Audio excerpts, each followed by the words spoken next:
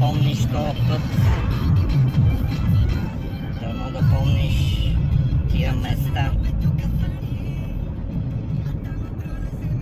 Тук ти идва като моя официална жена, заедно с брат ти, седя на една маса с мен пред останалите ми живи роднини, като поклони, като почет за починалата ми майка. Заклевам се пред себе си, пред Бог и пред всеки, който гледа този клип, че ако не възстановиш абсолютно всичко отнето от мен по един или по друг начин,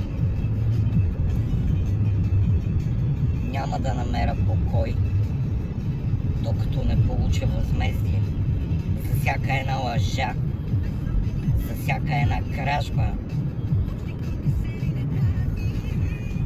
и за всяка една измама от теб и от семейството ти по мой адрес, с цел да набавите лична изгода и да прикриете истината. Можеш да използваш това видео където искаш.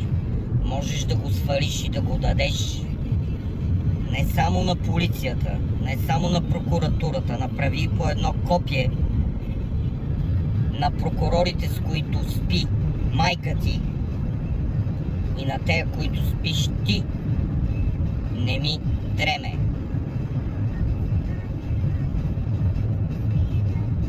Не върви срещу съдбата.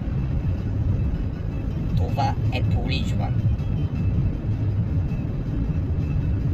И има над какво да се замислиш.